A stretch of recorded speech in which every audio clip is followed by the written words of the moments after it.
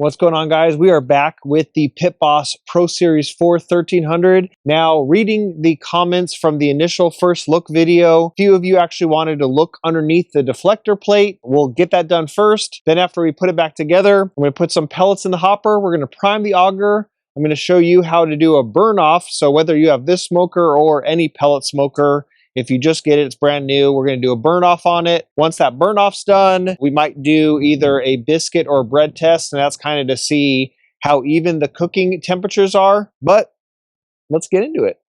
All right, so first thing we're going to do, take out these racks.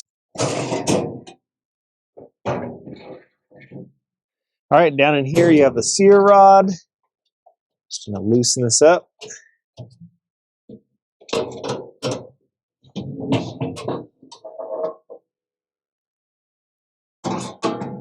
All right, so here's looking into the belly of the beast. Over here, you're going to have your temperature probe. That is what's going to dictate the internal temperatures of the smoker. It is shielded right here, and then you have your deflector that goes kind of right underneath that. And then you have your burn pot down there. Now, it looks like the auger tube is straight. I know a lot of people are saying this was a Titan clone. The Titan one does have an auger that's slanted up. This one just runs straight across. And then back over here, all that grease is going to be funneled down there. And then it drops basically in the kind of the compartment below that. And realistically, maybe about once every 6 months, I actually clean out in here. For the most of the time, I can actually access the burn pot from underneath the smoker.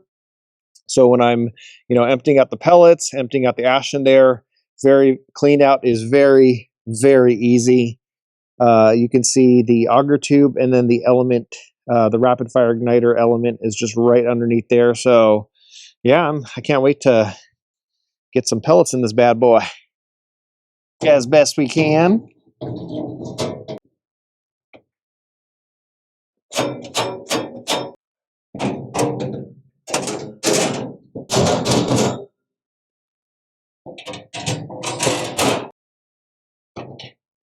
Top grate. Good tip I got from Dogfather Barbecue, Brother Alton, is putting the power cable, storing it in here. So that is very cool that they make a removable power cable. And then I'll get these food probes out. Let's get some pellets in the hopper. All right, I got some Pit Boss competition pellets. I'm gonna fill this hopper up.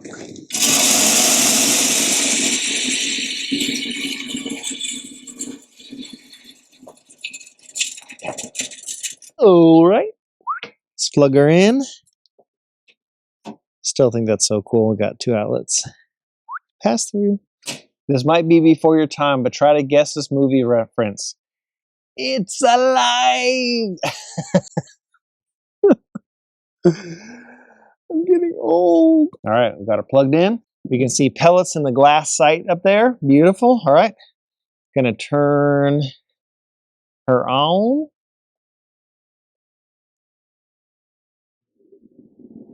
Hear that fan roaring up. That's a beautiful sound. So now what I want to do, I want to hit this button right here.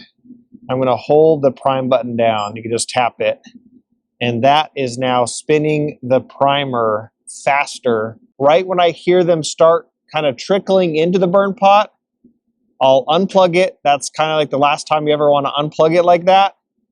And then plug it back in and start it up as normal. That heating element's red hot right now, and now I'm just hearing the pellets fall in to the burn pot. So I'm going to unplug the unit. Really don't want to do this any other time. This will be the only exception, just because I know that there is not a fire in the burn pot, so there's no chance of, any issues going on there. I'm going to plug it back in. Going to hit the power button. And now we're just going to start it up as if she's ready to go, because the auger is already primed. As far as temp goes, I like doing the burn off around 400 degrees is fine. And so, yeah, we'll see how quick it takes to heat up. All right, we're seeing some beautiful smoke, and hasn't even been 2 minutes. Gotta love that rapid fire igniter. All right, we're 3 minutes in, and there is a fire in the burn pot. That's awesome. I'm gonna close it up, and we'll have this thing come up to temp.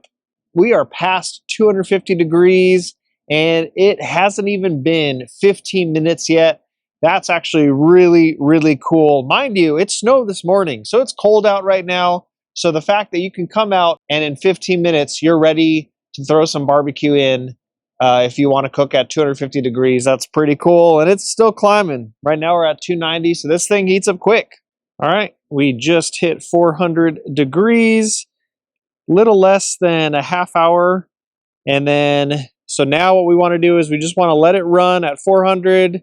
I like giving it at least about 30 minutes, and that's going to do the burn off. That's just going to burn off all like the packing, shipping residue. If there was any of the, just anything left over in there, that's going to burn off. And then she'll be ready for some smoking goodness. So I think after this, when the grill's still up to temp, I'll probably throw some biscuits in, and then we'll give them kind of 10, 15 minutes and then flip them and see where they're at. All right, we are back. It's been 45 minutes. She's been pinned at 400 degrees. That's always a good sign.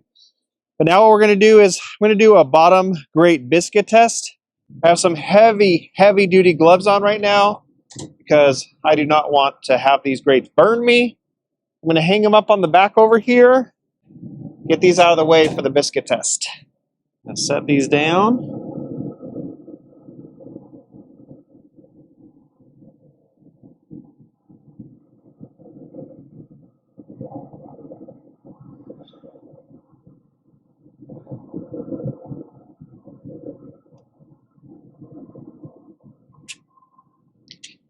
All right, and we'll check back probably about 15 minutes. I'm just going to leave it at 400. All right, it's been 15 minutes. I'm going to flip these, and what I'm trying to see is kind of where my hot zones are, where my cold zones are, and that's going to give me a good indicator kind of how this pit cooks. I'm going to try as best as I can. I can already tell that this side is going to be the cool side. So what I do with this data is, say I have 2 pork butts here, and say one is cooking a little faster than the other one, I'm going to move it to this side of the pit because I know that this side is going to be a little bit cooler than this side. So this kind of gives me data. Again, I should have greased down the, I should have put Pam spray or something on these grates so they wouldn't stick, but for the most part I can get a good picture of what's going on here. All right, now we're going to check out the burn pot right now, and as you can see, it's 39 degrees right now, 39 on the reader. But now let's check out if we can get some sear action going on in here. So let me see if I can do touch tracking right here. Hopefully this will follow this around. All right, I'm going to open up the sear. So max, just shy of 900 degrees. So, coolio. So that wraps it up for today's video. Definitely excited for how fast this pit heats up. So to go from 0 to already 250 degrees in less than 15 minutes, that is awesome. Very, very cool to see the biscuit test that for the, say, 75% of the right side of the grill, I got very even temperatures. And then I know that my left side, all the way to the left, is going to be my cool side. So it's good to know that information. If you wanted to get crazy with that, you could do all the racks, but I figure that's going to kind of work its way up.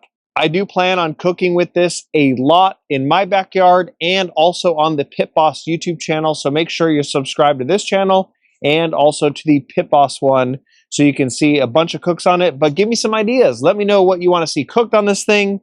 But other than that, I will catch you guys in the next one. Grill Sergeant out.